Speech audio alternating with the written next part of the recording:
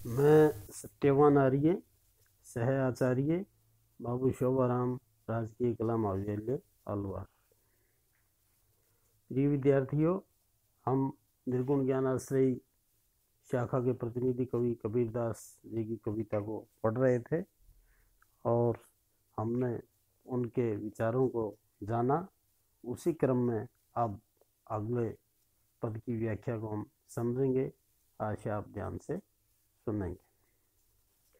पंडित बाद बदे सो झूठा, राम कहाँ दुनिया गति पावे, खांड कहाँ मुख मीठा, पावक कहाँ पाव जे दाज है, जल कही तिरछा बुझाई, भोजन कहाँ भूख से भाजे, तो सब कोई तिरी जाई, नर के साथ सुआ हरि बोले, हरि प्रताप न जाने, जो कभू उड़ी जाई जंगल में बहुरी न सुरती आने, बिनु देखे बिनु अरस परस बिनु नाम लिए का होई, धन के कहाँ धनिक जो होई, तो निर्धन रह न कोई, सांची प्रीति बिखेसे माया सु, हरि भक्तनी सु हासी, कहे कबीर प्रेम नहीं उपजो, बांध्यो जमपुर जास। कठिन शब्दों के अर्थ देख लें। वाद का अर्थ है वाद विवाद, झगड़ा करना। खांड शक्कर को कहेंगे, खाद्य पदार्थ। पावक अग्नि या आग। दाज है जलन या जलना। तृषा प्यास। तृष्णा का अर्थ है कभी पूरी न होने वाली इच्छाएं। तिरिजाई तर जाते कह के सुआ या सुग्गा कहते हैं तोता को। प्रताप प्रताप या प्रभाव। बहुरी फिर। और सुरुति का अर्थ है सुधि या याद।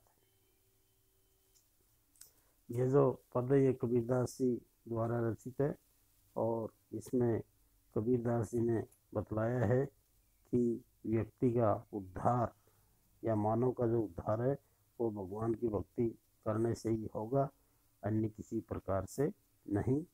अन्य उपाय करना व्यर्थ। कबीरदास जी कहने हैं कि विद्वान लोग, पंडित लोग और जो अपने आप को शास्त्रों का ज्ञाता मानते हैं वे लोग व्यर्थ में ही वाद विवाद करते रहते हैं। यानी केवल राम का नाम उच्चारण करने से और अपने आचरण में सुधारने से व्यक्ति का कल्याण नहीं हो सकता। केवल नाम भर ले लेने से परमात्मा प्रसन्न नहीं हो सकते। यदि राम नाम का उच्चारण करने से ही मोक्ष प्राप्त हो जाए या खांड शब्द का उच्चारण कर देने से ही मुख मीठा हो जाए या आग कह देने मात्र से जलन हो जाए या जल कहने से प्यास बुझ जाए या भोजन कह देने से भूख मिट जाए, तो इस संसार में कोई किसी भी प्रकार के अभाव में नहीं रहे। यानी सबका हर तरह का कष्ट मिट जाए, लेकिन केवल कह देने मात्र से कुछ नहीं होता है। इसी प्रकार सब लोग राम नाम का उच्चारण करने से यदि संसार सागर से पार हो जाते तो मनुष्य के साथ एक पक्षी जो तोता है, जो मनुष्य की तरह से राम के नाम का उच्चारण कर सकता है, उसका भी कल्याण हो जाता। परंतु जो तोता है वह ईश्वर के प्रभाव या उसकी महिमा को नहीं जानता है।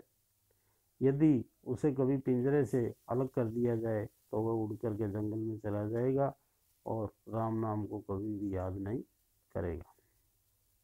कबीरदास कह रहे हैं कि केवल राम नाम का उच्चारण करने से कुछ नहीं होता है। जब तक व्यक्ति अपना आचरण में सुधारता, जब तक वह संसार का रचनात्मक कल्याण करने में अपना योगदान नहीं देता, तब केवल नाम उच्चारण करना एक कर्मकांड मात्र रह जाएगा, एक पाखंड बन करके रह जाएगा। बिना ईश्वरीय साक्षात्कार के और बिना आत्मिक अनुभूति के भक्ति भावना रखना ठीक उसी तरह से व्यर्थ या बेकार है जिस तरह से धन का नाम लेने से कोई धनवान नहीं बन जाता।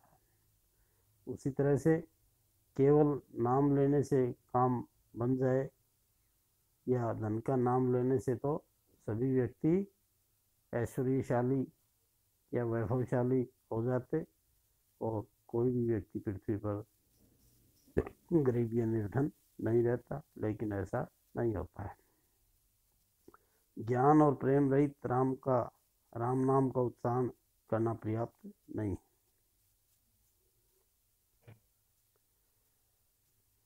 जिन व्यक्तियों की सच्ची प्रीति सांसारिक विषयों में होती है, ऐसे व्यक्तियों का उद्धार नहीं हो सकता।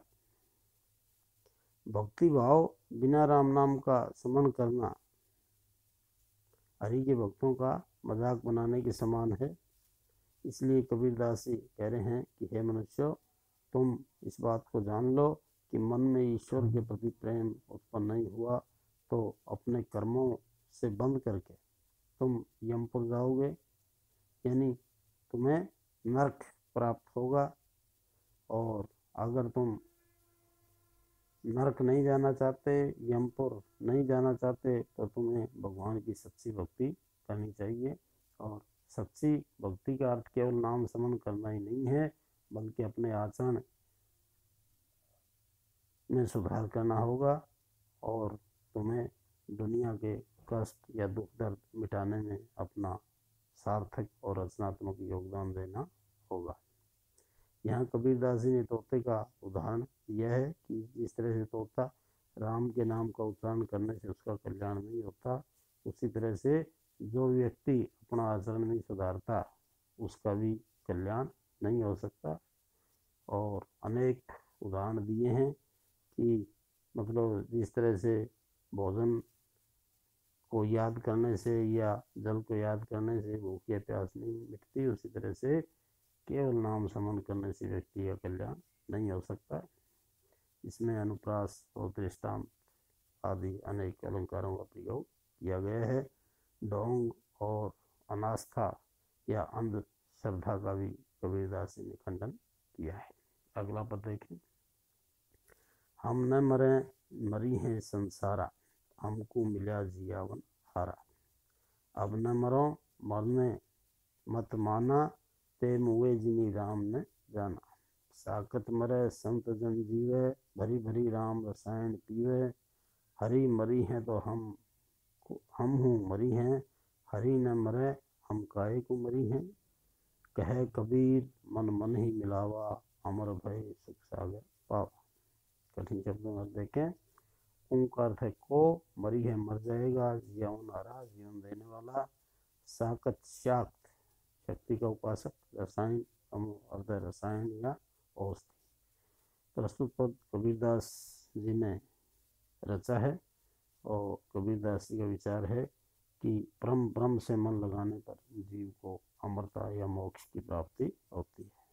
संसार भले ही समाप्त हो जाए, किंतु ऐसा जीव कभी भी समाप्त नहीं होगा जिसने परमात्मा को प्राप्त कर लिया है।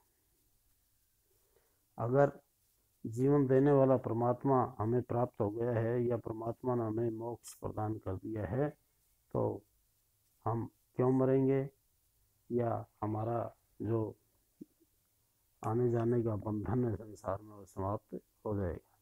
कबीरदास जी कह रहे हैं कि माया रूपी संसार भले ही समाप्त हो जाए, परंतु मैं नहीं मरूंगा, यानी मेरी जीवात्मा नहीं मरेगी, क्योंकि मुझे जीवन देने वाले परमात्मा की कृपा प्राप्त हो गई है। मुझे आत्मा के अमृतत्व का ज्ञान हो गया है और मैंने मरने या समाप्त होने के रहस्य या मर्म को समझ लिया है। अब मैंने मन में दृढ़ निश्चय कर लिया है कि मैं नहीं मरूंगा। मरते तो वे हैं जो प्रभु महिमा से अवगत नहीं होते। मैं तो परमात्मा का साक्षात्कार कर चुका हूँ या मैंने परमात्मा की अनुभूति कर ली है। शाक्तजन शक्ति के उपासक मर जाते हैं, परम तत्व को जानने वाले संतजन सदा जीवित रहते हैं, क्योंकि वे संतजन पर्याप्त राम रसायन का पान करते हैं। मेरी मृत्यु केवल तभी होगी जब भगवान हरि भी मर जाएंगे, और क्योंकि परमात्मा कभी नहीं मरते, वे अमर हैं, इसलिए मेरी मृत्यु भी नहीं हो सकती, मैं भी क्यों मरूंगा। मैंने अपने आप को परम तत्वों में विलीन कर दिया है, यानी मैंने अपने आप को परम तत्वों को सौंप दिया है, या परम तत्वों ने मुझे मोक्ष प्रदान कर दिया है और मेरी आत्मा परमात्मा में मिल गई है। इसलिए मैंने अमर होकर सुख रूपी समुद्र या सुख सागर को प्राप्त कर लिया है। मेरी आत्मा आनंद के सागर स्वरूप परमात्मा के साथ मिलकर स्वयं आनंद स्वरूप हो गई है, यानी मैंने मोक्ष को प्राप्त कर लिया है। मैं आने जाने के बंधन से मुक्त हो गया हूँ और मैं दुखों से छूट गया हूँ। कबीरदास जी ने शुद्ध चैतन्य स्वरूप परमात्मा या ब्रह्म और जीव की अभिन्नता और उसकी अमरता का वर्णन किया है। इसमें अनुप्रास, यमक, विरोधाभास, पुनरुक्ति आदि अनेक अलंकारों का प्रयोग दिखाई पड़ता है। अगला पद देखें।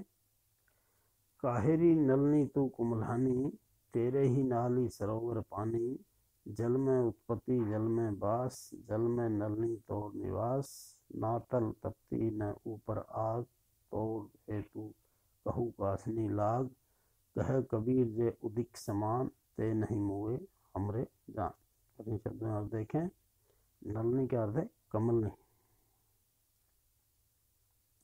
या जीवात्मा भी, नाल कमलनाल, तली नीचे, हेतु प्रेम, कासनी किससे, उदिक जल, समान का अर्थ है समाये हुए है, जान समझ ले। कबीरदास जी द्वारा रचित है पद, और इसमें कमलनी के माध्यम से आत्मा की स्थिति पर प्रकाश डाला गया है।